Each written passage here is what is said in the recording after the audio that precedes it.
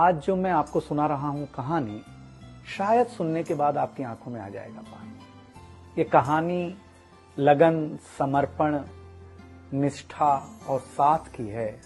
ये कहानी जितनी मेरी है उतनी ही आपकी है। इस कहानी का जो मुख्य किरदार है वो हमारे आपके जीवन का आधार है। वो आपके लिए ज्यादा, अपने लिए कम बनी है। हाँ जी, बिल्कुल सही समझ रहे हैं आप। वो हमारे आपकी पत्नी है। वो हमारी आपकी पत्नी है। कभी आपने सोचा कि वो आप एक के साथ रिश्ता जोड़ा था, लेकिन एक के साथ रिश्ता जोड़ने के लिए उसने घर, गली, आंगन, मोहल्ला, सखी, सहेली, माँ बाप, न जाने कितनों रिश्तों से अपना मुंह मोड़ा था। याद करिए, जब आपके साथ ब्याही थी और आपके घर आई थी तो बहू, भाभी, दुल्हन, न जाने कितने नामों के साथ बुलाई जाती थी। ये सुनकर के वो मन ही मन मुस्कुराए जाती थी। घर के सारे लोग उसी के भरोसे रहते थे। शायद इसीलिए अंग्रेजी में हम उसे हाउसवाइफ कहते थे। कुछ ही दिनों तक उसने दुल्हन होने का आनंद जिया। फिर झाड़ू, पोछा, बर्तन, चूल्हा, चौका, इन सब ने उसको जकड़ लिया।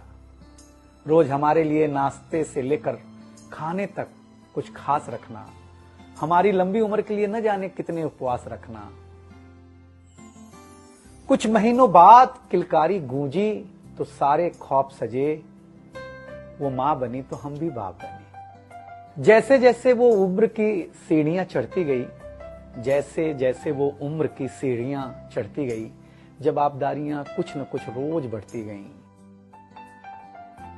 एक तरफ बच्चे पे नजर, दूसरी ओर मैं ऑफिस के लिए लेट न हो जाऊं इस बात का डर।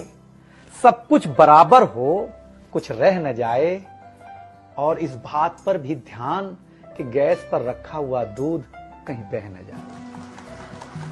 घर वालों की फरमाइशों का चूल्हा जो एक बार चलता, घर वालों की फरमाइशों का चूल्हा जो एक बार जलता, तो कब सुबह, कब शाम, कब रात हो गई उसे पता ही नहीं चलता। इन व्यस्तताओं के बीच समय का चक्र कुछ इतना तेजी से चला, मुन्ना कब मनोज हो गया, मुन्नी कब सुमन, पता ही नहीं चला। अब तक जो था प्यार, अब उसने अपना नाम बदल करके रख लिया था तकरार।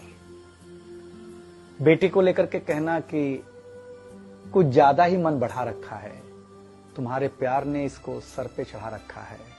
अब तो वो मुझे भी देने लगी थी ताना, अब तो वो मुझे भी देने लगी थी ताना, ऑफिस में ही रहा करो ना, 2-4 घंटे के लिए घर के आना। शादी के इतने दिनों बाद भी आज भी हमें सुनना पड़ता है कि न जाने कौन सा पाप किया था जो आपके साथ ब्याह किया था। और ये तो रोज की थी कहानी। इतना जोर से कहना कि घर के सारे सदस्य सुन लें कि एक दिन बीमार होती हूं ना, तो एक दिन बीमार होने पर किसी को कोई देता नहीं है 1 गिलास पानी, लेकिन जैसे ही उसे आपके तबीयत खराब होने का होता आभास, आकर के बैठ जाती थी आपके पास। याद तो होगा ना वो मीठी बातों के साथ माथे पर विक्स लगाना, और साथ में कान में यह भी कहना कि कल सुबह अगर अच्छा ना लगे तो फिर ऑफिस मत जाना। लेकिन एक दिन समय ऐसे मोड़ पर ले आता है जहां बदल जाता है जिंदगी का ताना बाना। थाली में रोटी रखते हुए उसका ये कहना कि बेटी जवान हो गई है, क्या अब लड़का भी मुझे ही ढूंढने होगा जाना। शादी तय हो जाने के बाद 1-1 रुपया जोड़ना, पैसे कम पड़ने पर खुद का कंगन तोड़ना, सब कुछ हो जाएगा मुझे ढाढ़स बढ़ाना, सब कुछ हो जाएगा मुझे ढाढ़स बढ़ाना। विवाह का गीत खुद रोते हुए गाना। याद तो होगा ना आप लोगों को ये गुजरा हुआ जमाना। कुछ समय बाद जब हम जवाबदारियों से मुक्त हो जाते हैं तो कुछ ज्यादा ही धर्मयुक्त हो जाते हैं। उम्र के अंतिम पड़ाव पर हम बीमारियों के बीच जीने लगे हैं। बिना शक्कर की चाय पीने लगे हैं। लेकिन सच ये है कि जब तक हमारी आपकी पत्नी साथ है, चाय मीठी हो न हो, लेकिन जिंदगी में पूरी मिठास है। जबकि पत्नी के बारे में बहुत कम लिखा गया है, हर जगह मां का ही गुणगान है। मैं मानता हूं कि मां महान है, लेकिन आपके जीवन में आपकी पत्नी का भी महत्वपूर्ण योगदान है। तो आपसे निवेदन इतना सा है कि आप अगर घर पर हों या घर पर जाएं तो अपनी पत्नी का हाथ हाथ में रख करके संतोषानंद जी का लिखा हुआ एक गीत गाएं कि तू धार है नदिया की, मैं तेरा किनारा हूं, तू मेरा सहारा है, मैं तेरा सहारा हूं, आंखों में समंदर है, आशाओं का पानी है, जिंदगी कुछ भी नहीं, तेरी मेरी कहानी।